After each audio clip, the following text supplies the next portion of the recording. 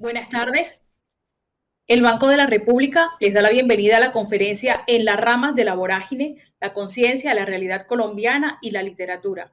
Conferencia realizada en el marco de la conmemoración de la vorágine 100 años. En la tarde de hoy nos acompaña Francisco Montaña Ibáñez, escritor colombiano, magíster en Historia y Teoría del Arte. Doctor Francisco, buenas tardes y gracias por aceptar esta invitación del Banco de la República, Centro Cultural Valledupar. Bienvenido.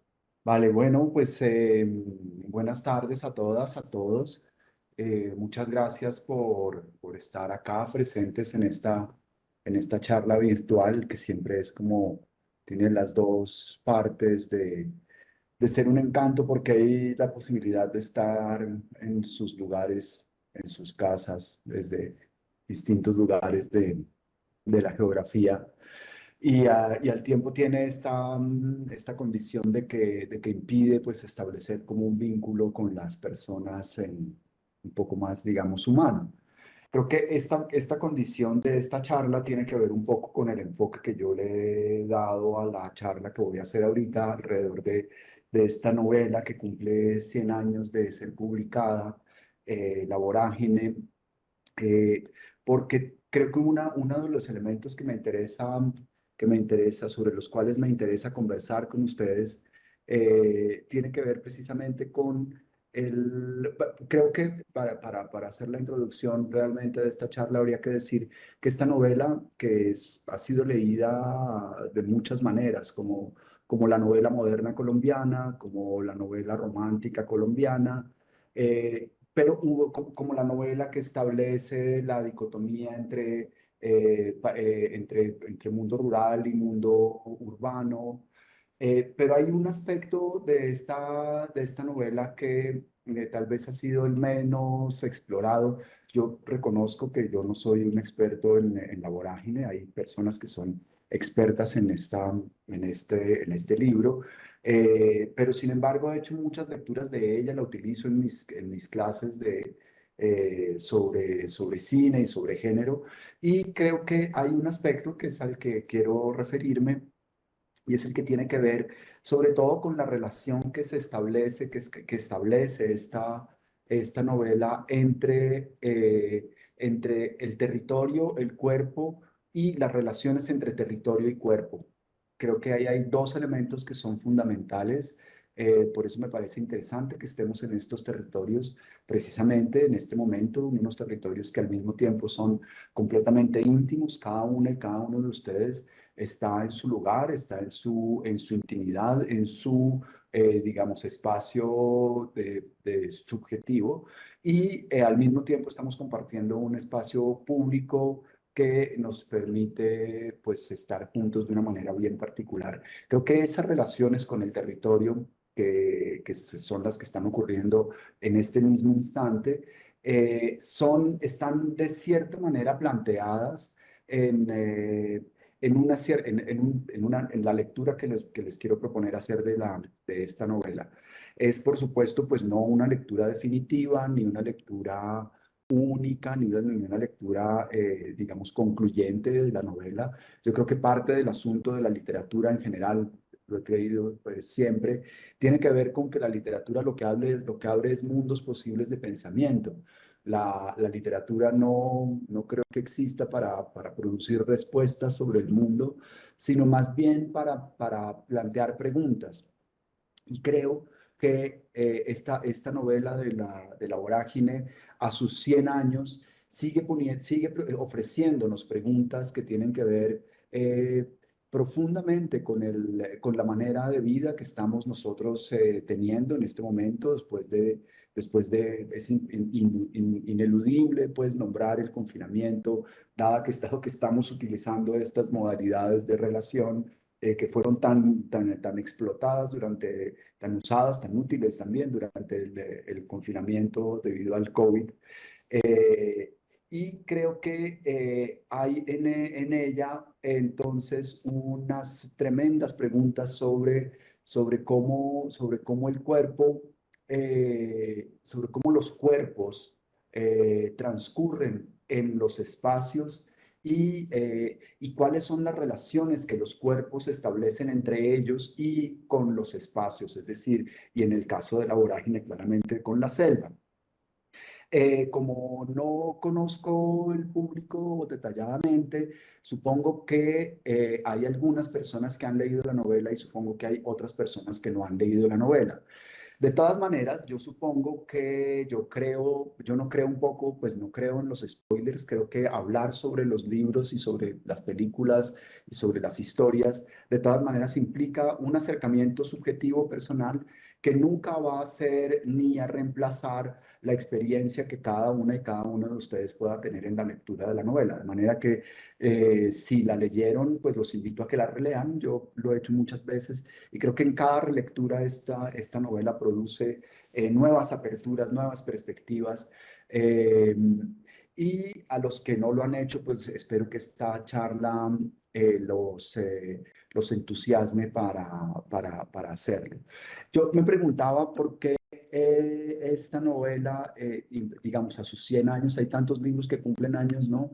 Pero ¿por qué esta particularmente nos llama tanto la atención y tiene tanta vigencia en este momento, en este preciso momento, en el 2024?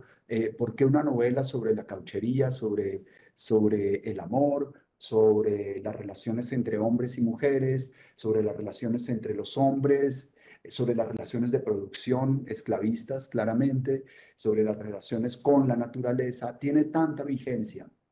No tengo la respuesta, por supuesto, pero me parece que es una de las preguntas que es más interesante hacerle a la novela. Es por qué nos está hablando con tanta intensidad, por qué su voz permanece en el tiempo y nos sigue planteando interrogantes acerca precisamente de nuestra nación. Creo que uno de los grandes discursos de la novela tiene que ver con la pregunta por la nación, por el proyecto nacional, por el proyecto de Estado-nación, que implica una pregunta por las fronteras, que implica una pregunta por el control de territorios, que implica una pregunta por el control de la mano de obra, de la calidad del trabajo, de la calidad de las maneras de la explotación de la naturaleza y de la producción del capital.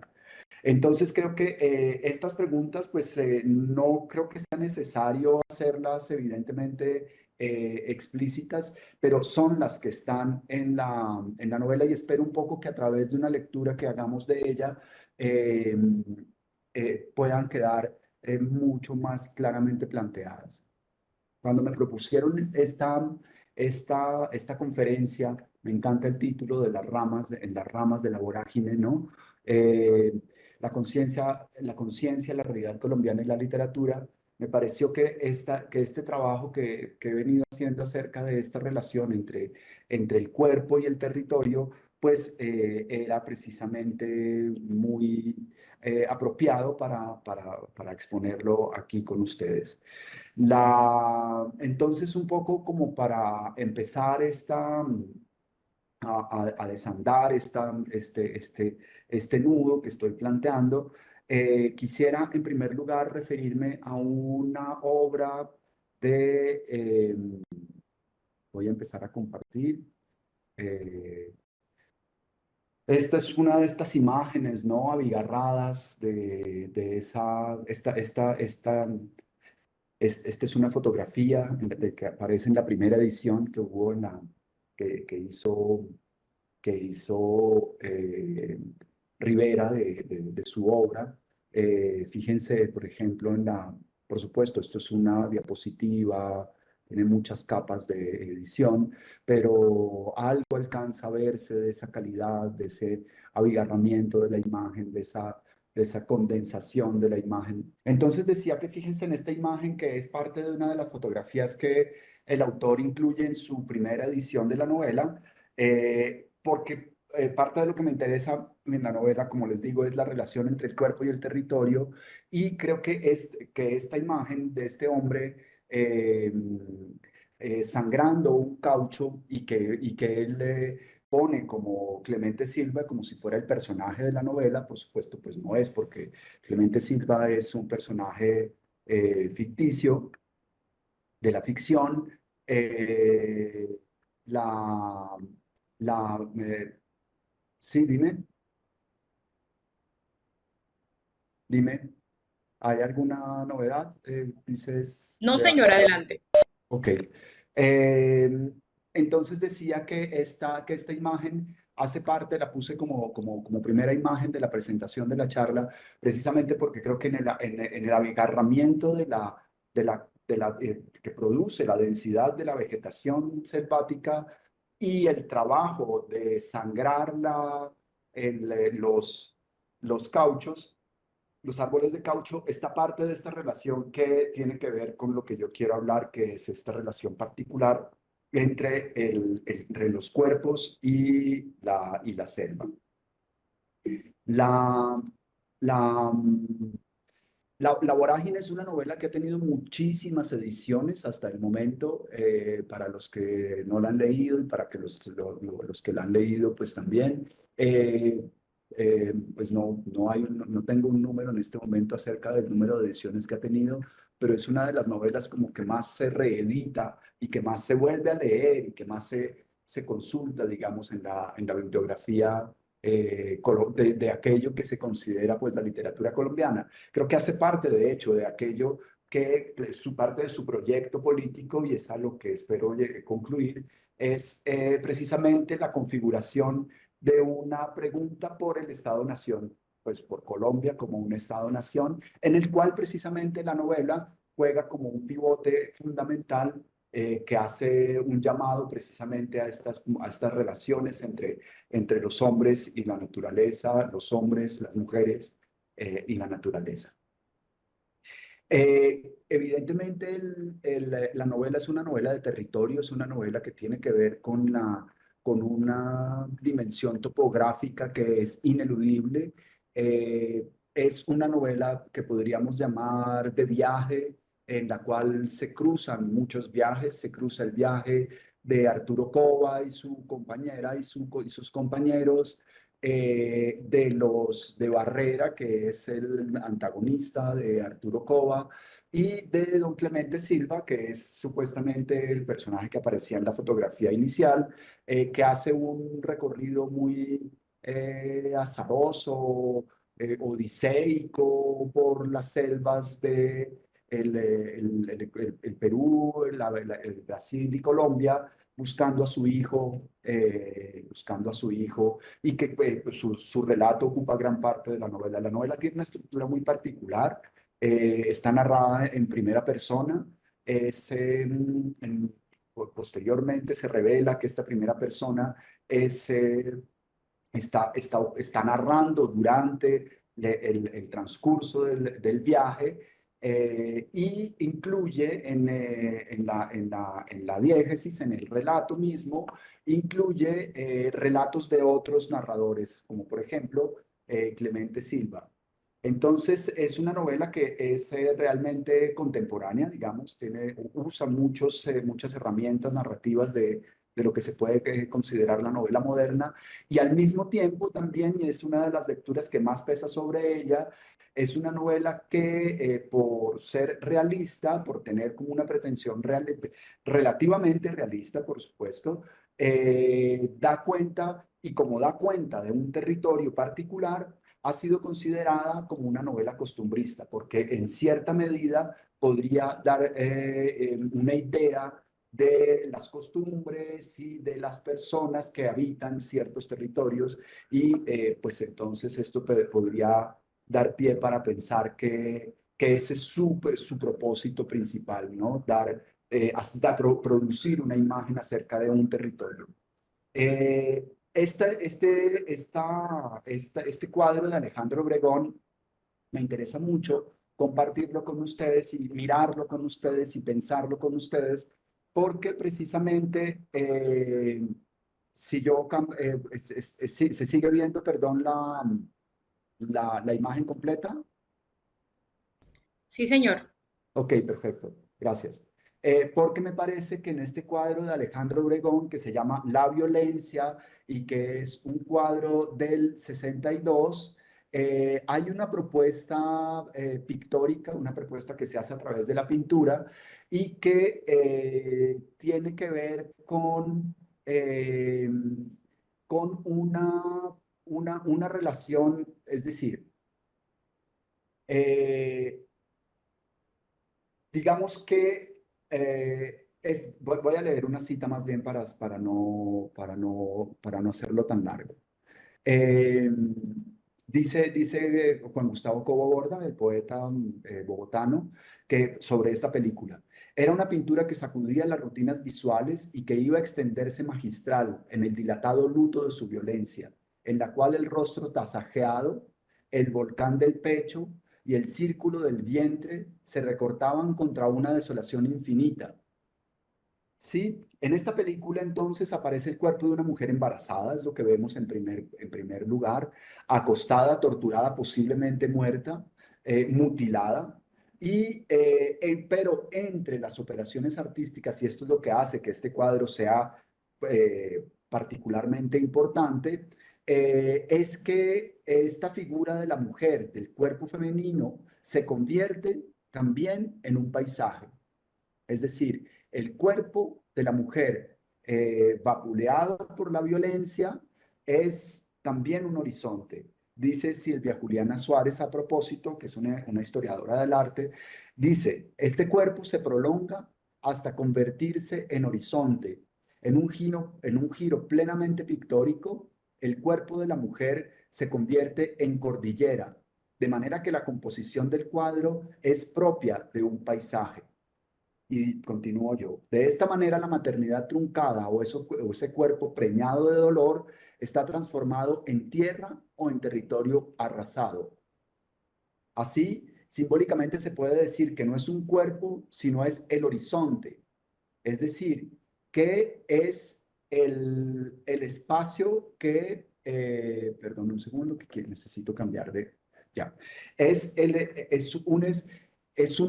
un gesto que convierte al cuerpo femenino en la tierra y el territorio y en él, sobre ese cuerpo femenino y sobre esa tierra y ese territorio, es que es posible expresar la contundencia de la acción, de las acciones que provienen de la violencia, ¿sí? Creo que es muy interesante pensar que esta, eh, que esta pintura pueda servir como eje de entrada para leer, para releer, para hacer una relectura de la vorágine. Porque uno precisamente, creo que el aspecto que con más nitidez puede permitir entender esta oposición que yo entiendo que construye la novela, que es la oposición entre el hombre y la naturaleza, entre el hombre y las formas de producción y de explotación de la naturaleza, es precisamente la relación que se establece entre el cuerpo femenino y la naturaleza. Y cómo eventualmente en ciertos momentos de la novela inclusive se funden. Por ejemplo, se trata de un sueño, y les voy a leer un sueño que tiene Arturo Cova, el protagonista de la novela. Pasé mala noche. Cuando menudeaba el canto de los gallos, conseguí quedarme dormido. Soñé que Alicia iba sola por una sabana lúgubre hacia un lugar siniestro donde le esperaba un hombre, que podía ser Barrera. Agazapado en los pajonales, iba espiándola yo con la escopeta del mulato en balanza, cada vez más que intentaba detenerla contra el seductor, más cada vez que intentaba tenderla contra el seductor, se convertía entre mis manos en una serpiente helada y rígida. Desde la cerca de los corrales, don Rafa agitaba el sombrero exclamando, véngase, eso ya no tiene remedio. Veía luego a la niña Griselda vestida de oro en un país extraño, encaramada en una peña de cuya base fluía un hilo blancuzco de caucho. A lo largo de él lo bebían gentes innumerables echadas de bruces. Franco, erguido sobre el promontorio de Carabinas, amonestaba a los sedientos con este estribillo. Infelices, detrás de estas selvas está el más allá, y al pie de cada árbol sigo muriendo un hombre, en tanto yo recogía sus calaveras para exportarlas en lanchones por un río silencioso y oscuro. Volvía a ver a Alicia, desgreñada y desnuda, huyendo de mí por entre las malezas de un bosque nocturno iluminado por luciérnagas colosales. Llevaba yo en la mano una chola corta y colgando al cinto un recipiente de metal. Me detuve ante una araucaria de morados carimbos parecida al árbol del caucho, y empecé a picarle la corteza para que escurriera la goma. ¿Por qué me desangras?, suspiró una voz desfalleciente. Yo soy tu Alicia y me he convertido en una parásita. Entonces creo que precisamente en este primer fragmento que les he querido compartir, aparece a través de un sueño, a través de la retórica que le permite al autor el sueño, la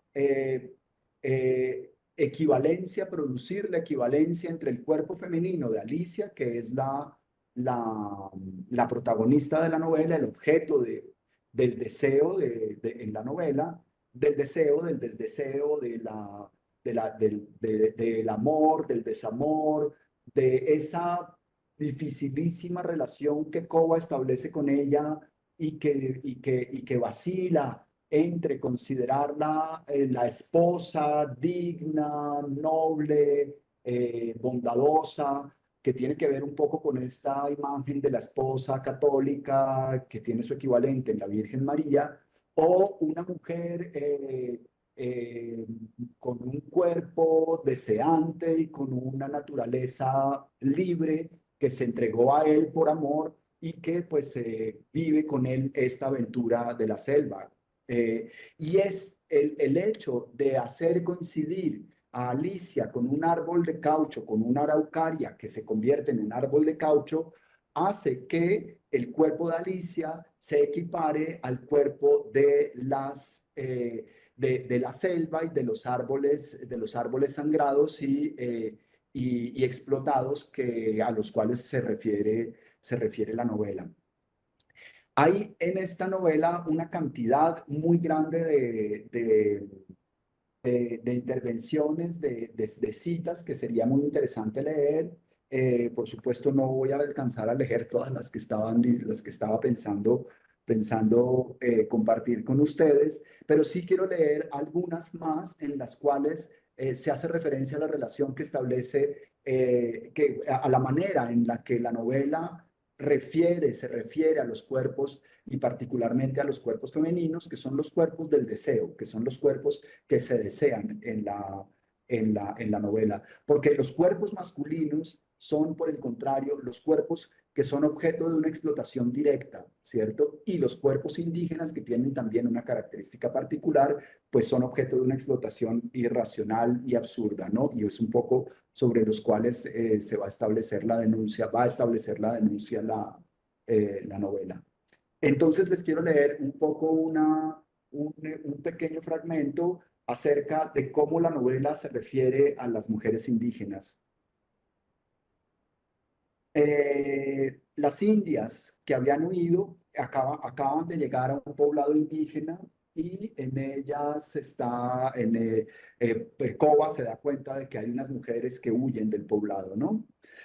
Las indias que habían huido eran las pollonas, y cada uno de nosotros podía escoger la que le placiera, cuando el jefe, un cacique matusalénico, recompensara de esa suerte nuestra adhesión.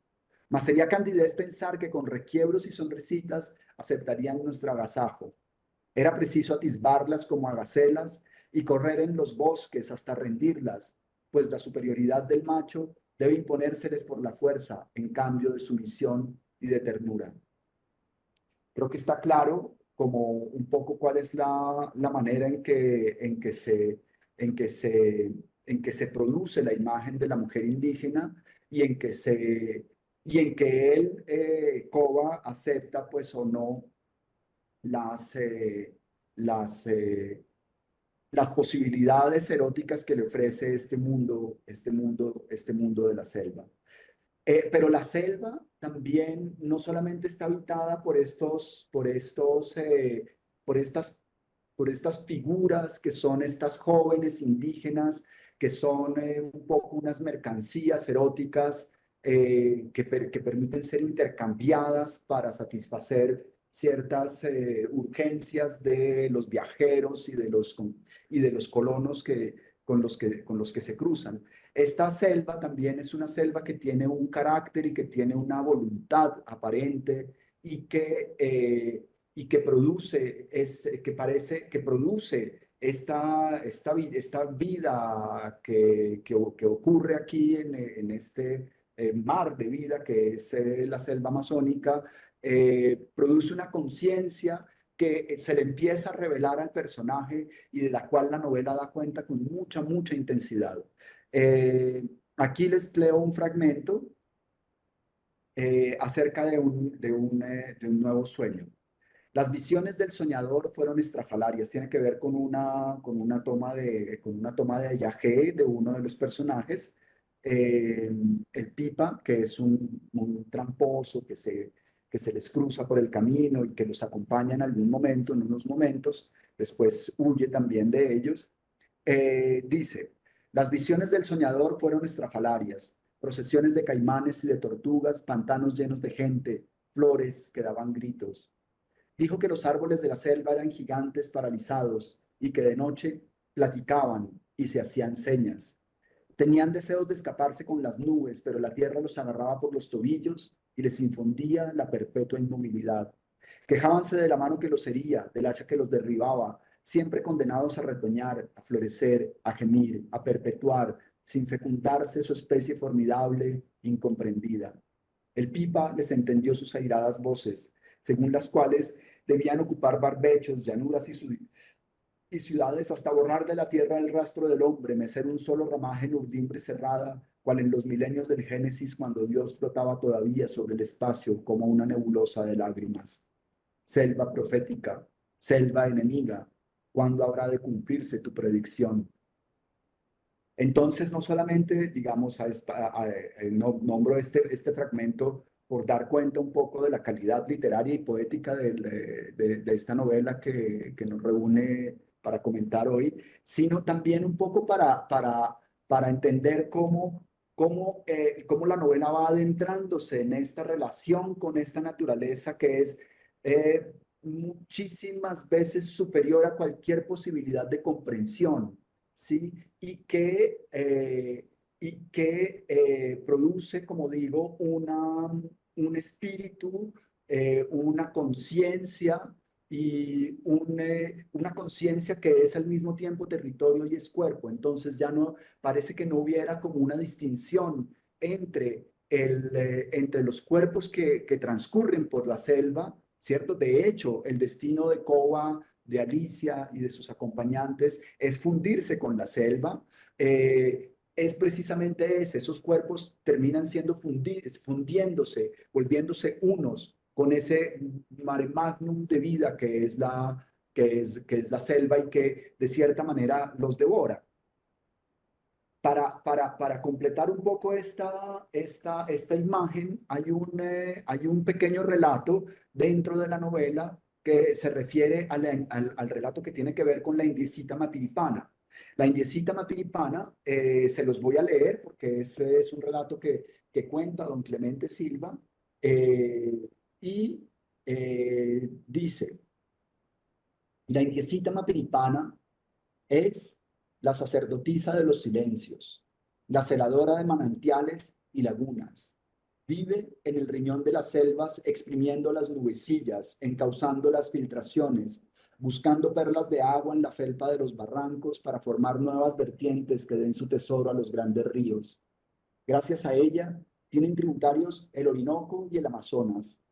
Los indios de estas comarcas le temen y ella les tolera la cacería con la condición de no hacer ruido. Los que la contrarían no cazan nada y basta fijarse en la arcilla húmeda para comprender que pasó asustando a los animales y marcando la huella de un solo pie con el talón hacia adelante, como si caminara retrocediendo. Siempre lleva en las manos una parásita y fue quien usó primero los abanicos de palmera. De noche se la siente gritar entre las espesuras y en los plenilunios costea las playas navegando sobre una concha de tortuga tirada por bufeos que mueven las aletas mientras ella canta. En otros tiempos vino a estas latitudes un misionero que se emborrachaba con jugo de palmas y dormía en el arenal con indias impúberes. Como era enviado del cielo a derrotar la superstición, esperó que la indiecita bajara cierta noche de los remansos del Chupave para enlazarla con el cordón del hábito y quemarla viva como a las brujas.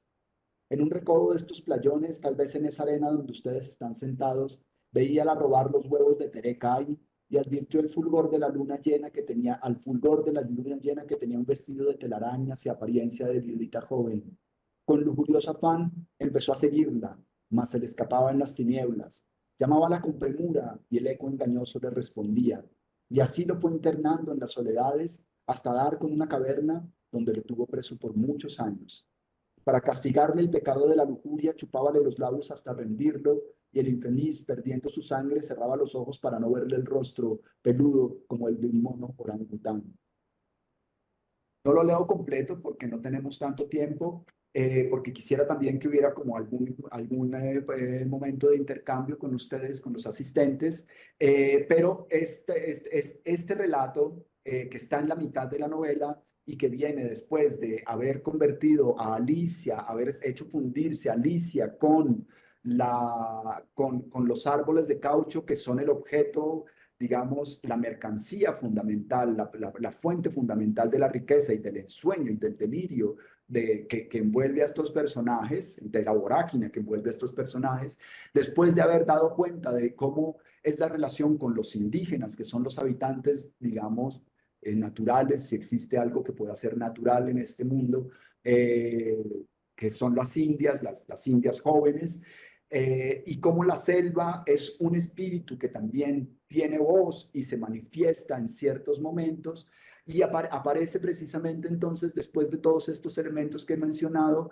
este relato de la indiecita mapiripana, que es una especie de vengadora, un espíritu vengador de la selva, un espíritu vengador precisamente de estos abusos que se ejercen sobre las jóvenes indígenas, y que reivindica un poco la autonomía, porque a quien castiga y a quien condena es a un sacerdote que va a la selva y que se enloquece en la selva y que empieza a perseguir a un espíritu con lujuria, ¿cierto? O sea, contrario claramente a lo que se esperaría de un sacerdote. Entonces, ese personaje me parece que encarna un poco también o hace ver cómo este universo que constituye la vorágine, que constituye la selva, se funde con estos cuerpos y cómo el límite entre el cuerpo del hombre y el cuerpo de la mujer y este mundo empieza a dislocarse. Y la explotación que se hace de la selva es la explotación que se hace sobre el mismo cuerpo, sobre el cuerpo de los hombres, sobre el cuerpo de las mujeres, sobre el cuerpo de los indígenas.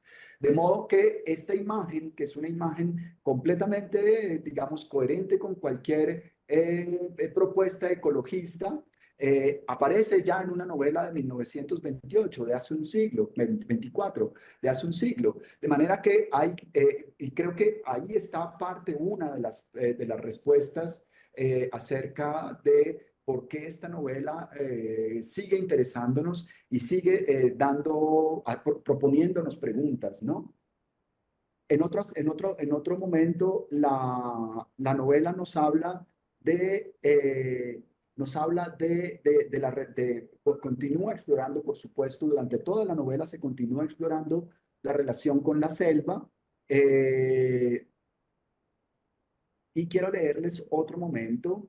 Aquí está, es cuando Koba por primera vez como que comprende la dimensión del universo en el cual está, y lo dice en su relato. Por primera vez, en todo su horror, se ensanchó ante mí la selva inhumana. No, la selva no es humana, según él. Árboles deformes sufren el cautiverio de las enredaderas advenedizas, que a grandes trechos los ayuntan con las palmeras y se descuelgan en curva elástica, semejantes a redes mal extendidas que a fuerza de almacenar en años enteros hojarascas, chamisas, frutas, se desfondan como un saco de podredumbre, vaciando en la hierba reptiles ciegos, salamandras mohosas, arañas peludas. Por doquiera, el bejuco de matapalo, rastrero pulpo de las florestas, pega sus tentáculos a los troncos, acogotándolos y retorciéndolos para injertárselos y transfundírselos en metempsicosis dolorosas.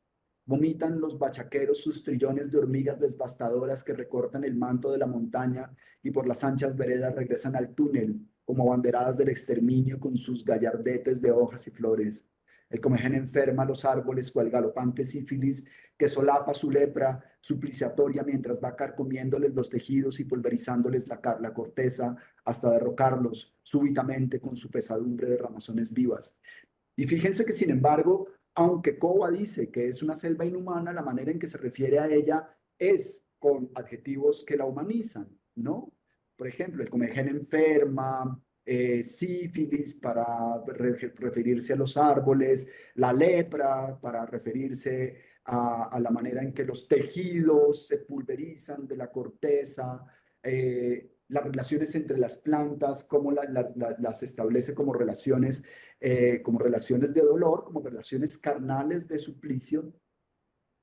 Y yo creo que todo este universo, en todo este universo y en esta relación que hace la novela y por el cual estoy tratando de pasar muy, muy rápidamente, porque creo que esto merecería como mucho más detenimiento, pero un poco el interés de esta charla y de esta oportunidad de compartir con ustedes esto es proponer esta lectura sobre esta novela.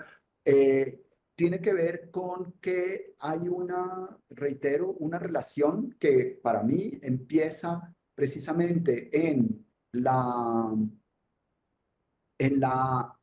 esta relación que se establece entre el cuerpo y el territorio, donde el y se convierte en un no límite, donde el cuerpo es territorio, el territorio es cuerpo. ¿Sí? El paisaje es cuerpo. El paisaje de la selva es el cuerpo de Alicia. El árbol sangrado es el cuerpo de Alicia. Los árboles tienen espíritu. Hay unos espíritus que habitan en las selvas, que actúan y hacen cosas con los que no se integran con la selva, con los que no entienden la selva. De manera que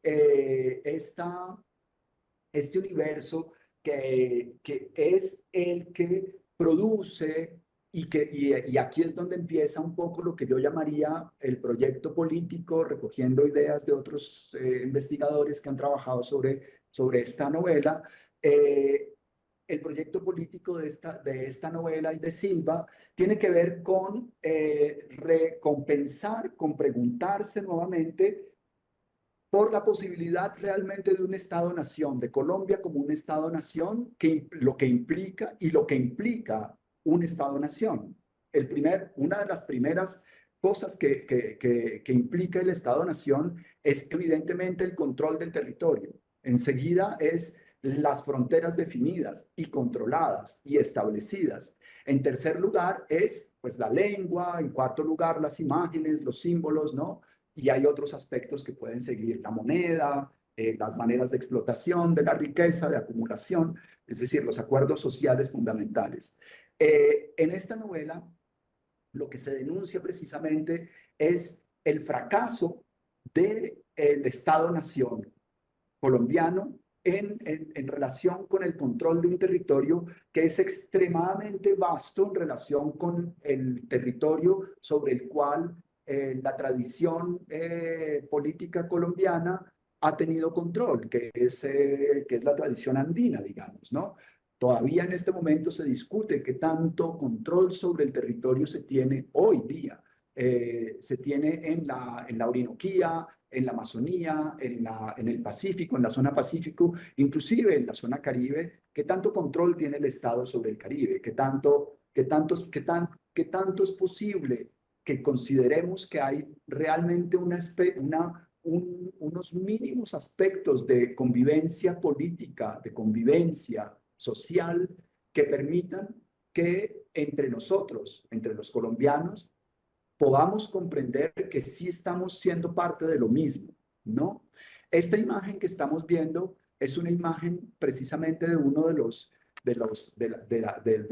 las maneras en que se explotaba a los indígenas que es pesando el caucho, ¿no? El caucho que esta persona duró recogiendo días, eventualmente, semanas, no lo sé, y que siempre costaba mucho menos de lo que el cauchero recibía. Un poco la dinámica de la explotación cauchera está basada fundamentalmente en el debe, en esta economía del debe, en la cual permanentemente los trabajadores eh, terminaban siendo realmente trabajadores esclavizados porque, porque pues siempre debían mucho más de lo que producían, porque quien hacía las cuentas estaba interesado en que, en que esto fuera así. Entonces, por ejemplo, y esto no me lo estoy inventando yo, esto lo dice la novela, dice, por ejemplo, le dice, hablando con Clemente Silva, Arturo Cova. Explica, don Clemente, poco sabemos de estas costumbres. Entonces Clemente le explica, cada empresario de caucherías tiene canelles que sirven de viviendas y bodegas. Ya conocerán los del Guarucú. Esos depósitos o barracas jamás están solos, porque en ellos se guarda el caucho con las mercancías y las provisiones y moran allí los capataces y sus barraganas. El personal de trabajadores está compuesto en su mayor parte de indígenas enganchados quienes, según las leyes de la región, no pueden cambiar de dueño antes de 2 años. Cada individuo tiene una cuenta en la que se le cargan las baratijas que le avanzan, las herramientas, los alimentos y se le abona el caucho a un precio irrisorio que el amo señala. Jamás cauchero alguno sabe cuánto le cuesta lo que recibe ni cuánto le abonan por lo que entrega, pues la mira del empresario está en guardar el modo de ser simple acreedor. Esta nueva especie de esclavitud vence la vida de los hombres y es transmisible a sus herederos. Comunidades enteras, no solamente herederos, comunidades enteras. Eh, otra breve fragmento sobre esto. Mas el crimen perpetuo no está en las selvas, sino en 2 libros, el diario y el mayor. Si su señoría los conociera, encontraría más lectura en el debe que en el haber, ya que a muchos hombres se les lleva la cuenta por simple cálculo según lo que informan los capataces. Con todo, hallaría datos inicuos, peones que entregan kilos de goma a 5 centavos y reciben franelas a 20 pesos, indios que trabajan hace 6 años y aparecen debiendo aún el mañoco del primer mes, niños que heredan deudas enormes procedentes del padre que les mataron, de la madre que les forzaron, hasta de las hermanas que les violaron, y que no cubrirán en toda su vida, porque cuando conozcan la pubertad, los solos gestos de su niñez les darán medio siglo de esclavitud. Eh, y por último,